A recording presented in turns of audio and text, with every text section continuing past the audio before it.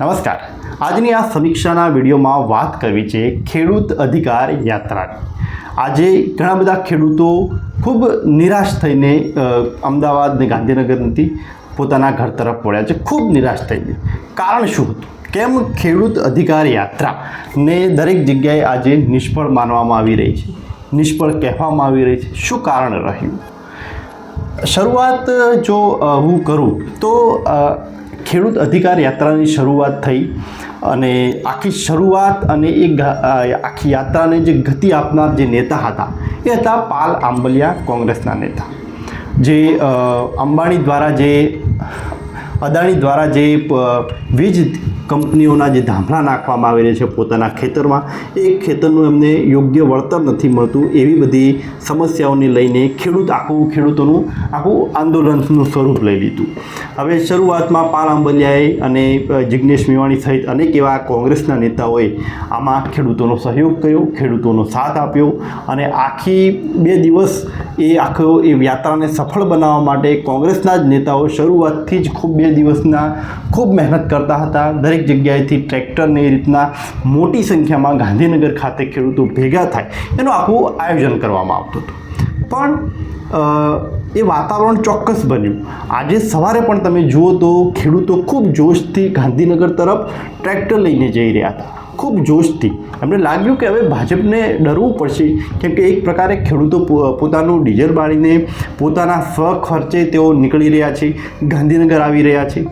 પણ આખી પરિસ્થિતિ બદલાઈ ગઈ. જ્યારે આજે સભા જે નેતાઓ જ્યારે જઈ રહ્યા હતા, ખેડૂતોની મોટી સંખ્યા જોવા મળતી હતી, ત્યારે કોંગ્રેસના નેતાઓ પણ ખુશ હતા. કોંગ્રેસ નેતા ગેનીબેન ઠાકોર, પાલ આંબલિયા, જિગ્નેશ મેવાણી સહિત અનેક નેતાઓએ તો આ યાત્રાને એવું કહ્યું કે આ ખેડૂતોની રેલી નહીં, પણ આ તો રેલો છે, રેલો.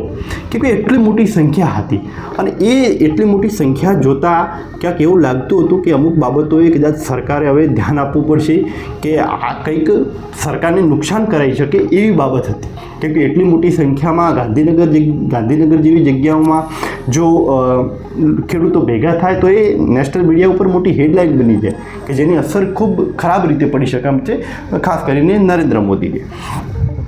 તો બધી જ રીતે ઓકે હતું. ખેડૂતોની સંખ્યા સારી હતી, ખેડૂતોમાં જોશ સારો હતો, કોંગ્રેસના નેતાઓ સારું એવું રીતે બધું કરી રહ્યા હતા, મેનેજ બધું જ સારું હતું. પણ વચ્ચે એન્ટ્રી થાય છે આમ આદમી પાર્ટીના નેતાઓ, અને આમ આદમી પાર્ટીના નેતાઓની એન્ટ્રી થતાં આખા આંદોલનનું સ્વરૂપ અચાનક જ બદલાઈ જાય છે.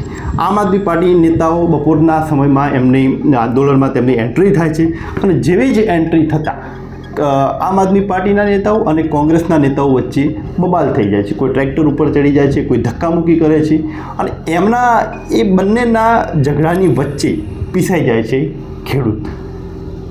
હવે બબાલ કઈ બાબતની થાય છે? તો કોંગ્રેસના નેતાઓ કહે છે કે આમ આદમી પાર્ટીના નેતાઓ ખેડૂતોને અલગ તરફ વાળી રહ્યા છે, જ્યારે આમ આદમી પાર્ટીના નેતાઓનું કહેવું છે કે કોંગ્રેસના નેતાઓ કોંગ્રેસની સભા તરફ ખેડૂતોને લઈ જઈ રહ્યા છે. અને ખાસ કરીને જ્યારે ખેડૂતને પૂછવામાં આવ્યું, એક ન્યૂઝ બાઇટમાં ખેડૂતે કહ્યું કે અમે અહીંયા જે આવ્યા એ પાલ આંબલિયા ભલે કોંગ્રેસના નેતા, પણ પાલ આંબલિયા અને અમે ખેડૂત તરીકે અહીંયા એમની સાથે આવ્યા, સ્વખર્ચે અહીંયા આવ્યા છીએ અને એ અમે ગાંધીનગર તરફ જવાના હતા. જો વાત ગાંધીનગર જવાની હતી તો પછી કોંગ્રેસ પોતાની સભા તરફ અમને કેમ લઈ જાય છે? એટલે ક્યાંક આખું જે ખેડૂતોનું આંદોલન હતું એ ક્યાંક કોંગ્રેસનું આંદોલન હોય એવી પરિસ્થિતિ બનાવવાની અહીંયા વાત હતી. આવા અનેક કારણોસર ત્યાં મોટા વિવાદો થયા, ખેડૂતો પણ ખૂબ દુઃખી થયા. એ કોંગ્રેસથી આશા એ બેઠા હતા તો એ પણ એમની આશા તૂટી અને આખું આંદોલન એમનું વેરવિખેર થઈ ગયું. અમુક ખેડૂતોનું તો વાત સાંભળીએ તો ખેડૂત ખુદ એમ કહેતા હતા કે હવે કશું રહ્યું જ નથી, અમને વિપક્ષ ઉપર પણ ભરોસો નથી, એવું ખુદ ઘણા બધા ખેડૂતોએ કહ્યું અને ખેડૂતો દુઃખી હતા. વિપક્ષની સૌથી મોટી જો નબળાઈ હોય તો એ આ છે કે એ કોઈ પણ કામ જે હાથમાં લે છે એ વ્યવસ્થિત નથી કરી શકતું. જો ગાંધીનગર જવાની પરમિશન જ ન મળી હોય તો પછી એટલું મોટું આંદોલનનું સ્વરૂપ આપીને મતલબ શું? ત્યાં ખાલી એક ફોટોગ્રાફી કે ખાલી એક માહોલ બનાવીને કોઈ મતલબ નથી. જો પરમિશન ન હતી તો કોઈ અન્ય દિવસે તેનું આયોજન કરી શકો. આ રીતે ખાલી દેખાવ માટે જે કોંગ્રેસે આ કર્યું છે એ કદાચ વ્યાજબી નથી, કેમ કે ઘણા બધા એમને ખબર હોવી જોઈએ કે અમે વિપક્ષમાં બેઠા છીએ અને પરમિશન નથી મળીને વચ્ચે ખેડૂતોને બીજી જગ્યાએ લઈ જઈશું તો સ્વાભાવિક છે કે આખું જે આંદોલન છે એ નિષ્ફળ જશે. અને ભાજપનું તો આખું મોટું આઈટી સેલ છે, એની જોડે આખું દરેક ન્યૂઝ મીડિયા છે, તો સ્વાભાવિક હતું કે ન્યૂઝ મીડિયાને દરેક જાતને આખી નિષ્ફળ બતાવશે. સરકારને કોઈ અસર નહીં પડે તો પછી આંદોલનનો મતલબ શું? આ વાત વિપક્ષને ખબર હોવી જોઈતી, પણ વિપક્ષે પોતાનો ફાયદો જોયો કે અમારું તો નામ મોટું થશે, અને એના જ ચક્કરમાં આ લોકોએ આખા આંદોલનને વેરવિખેર કરી દીધું. અને આ વિપક્ષની સૌથી મોટી નબળાઈ છે. અને ભાજપને જે જોઈતું હતું એ તો એને મળી ગયું. ભાજપને ડર હોવો જોઈએ કે આટલા બધા ખેડૂતો ગાંધીનગર આવશે તો એની શું અસર પડશે. ગુજરાતમાં જો આવું આંદોલન થાય તો એની દરેક જગ્યાએ એની અસર પડતી હોય છે, કેમ કે ગુજરાતના બેઝ ઉપર તો નરેન્દ્ર મોદીની આખી ઇમેજ બનેલી છે. એટલે જ્યારે આવું જે આંદોલન થતું હતું એને ભાજપ નિષ્ફળ કરવાનો પ્રયત્ન ચોક્કસ કરો, પણ એને તો એ નિષ્ફળ કરવાની પણ કંઈ જરૂર જ નથી, કેમ કે અહીં જે લોકો આયોજન કરે છે એ જ લોકોમાં એટલી બુદ્ધિ નથી કે એ આયોજનને સફળ બનાવી શકે. એમના કારણે એ આખું નિષ્ફળ થઈ ગયું. આ તો એવી વાત બની. અને આમાં એકલા કોંગ્રેસનો નહીં, પણ આમ આદમી પાર્ટી જેવા નેતા, આમ આદમી પાર્ટીના જે પણ નેતાઓ છે એમને પણ એ વાતની ખબર હોવી જોઈએ કે આમાં વિપક્ષ તરીકે આપણી પણ ભૂમિકા સારી આપણે નથી ભજવી શક્યા, કેમ કે અહીં ખેડૂતોના નામે બંને પાર્ટીના નેતાઓએ પોતાનું રાજકારણ જ રમ્યું છે, પોતાના રાજકીય રોટલા જ શેક્યા છે. એ પછી આમ આદમી પાર્ટીના હોય કે પછી કોંગ્રેસ પાર્ટીના. આમ આદમી પાર્ટીને એ ડર હતો કે જો કોંગ્રેસ પાર્ટી ખેડૂતના આંદોલનમાં જો સફળ થઈ જશે તો કોંગ્રેસના નેતાઓનું વર્ચસ્વ વધી જશે, ખેડૂતો કોંગ્રેસ તરફ જતા રહેશે. એના કારણે એમને આ સભા બગાડવાની હતી અને તેમણે એ વસ્તુ કરી. એટલે કહેવાય ને કે ખેડૂતોને અને ખેડૂતને નહીં પણ આખા ગુજરાતમાં તમે જો તો યુવા વર્ગ હોય, વેપારી વર્ગ હોય કે પછી ખેડૂત વર્ગ હોય, દરેકને શાસક પક્ષ ભાજપ જોડે તો કોઈ આશાઓ નથી.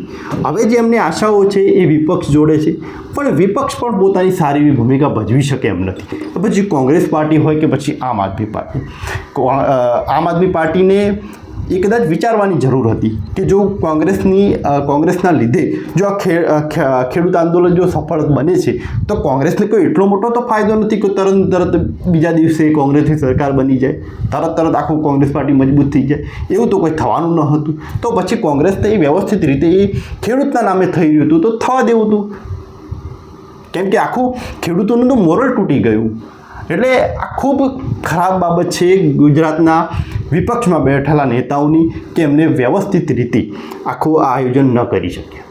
અને એ વસ્તુ કોંગ્રેસને પણ સમજવાની જરૂર કે કોઈ એટલો મોટો તો ફાયદો થવાનો નથી. તો સામે જો ભારતીય જનતા પાર્ટી જેવી સરકાર હોય કે જે ખૂબ મજબૂત છે, દરેક રસ્તા અપનાવશે આ બધું નિષ્ફળ કરવા માટે, તો આપણે કેમ ને આમ આદમી પાર્ટી અને બંને પક્ષ ભેગા થઈને ખેડૂતોનો સહયોગ આપી તો ચોક્કસ ખેડૂતોને કંઈક ફાયદો થયો હોત. અને એવું કર્યું હોત તો કદાચ ખેડૂતોની સંખ્યા પણ વધારે થઈ ગઈ હોત. પણ અહીંયા કહેવાય કે પોતાના બીજાના ગભા ઉપર રાખીને પોતાના રાજકીય રોટલા શેકવાની વાત હતી એ આ બંને પાર્ટીઓએ કર્યું છે. અને અહીં સૌથી મોટું જે નુકસાનકારક જે બાબત કહી શકાય એ છે કે ખેડૂતોનું મોરલ તૂટી ગયું. ખેડૂતોને હવે કોના ઉપર હવે ભરોસો કરવો, કેમ કે એમને આશાઓ સરકાર જોડે પણ નથી, કેમ કે સરકાર તો એમને હેરાન કરી રહી છે, સાથે વિપક્ષ જોડે પણ એમને નથી. ન આમ આદમી પાર્ટી હોય કે ન કોંગ્રેસ, એમને તો કોઈ નેતાઓ જોડે હવે આશાઓ જ નથી રહી, કેમ કે જે નેતાઓ એમની વાત કરે છે બીજા દિવસે તો ભાજપમાં જતા રહે છે, તો એમને તો કંઈ હવે આશાઓ જ નથી. એટલે ક્યાંક આખું વિપક્ષને પણ આ વાત ખૂબ સમજવાની જરૂર છે કે તમારો એક નિર્ણય એ ખૂબ ખરાબ રીતે ખેડૂતોના મોરલ તોડી રહ્યો છે. જમાવટના એક પત્રકારે પૂછ્યું એક ખેડૂતને કે કેમ સભામાં નથી રહેવું, તો એને એક ખેડૂતે બહુ દુઃખી થઈને એ વાત કરી કે હવે કંઈ રહ્યું જ નથી, અમને કંઈ હવે ભરોસો જ નથી. એટલે આ બધું સમજવાની જરૂર છે કે હવે ખેડૂતોએ અને જે પણ ગુજરાતની જનતાએ એ ભરોસો કરવો તો એ કોની તરફ કરવો.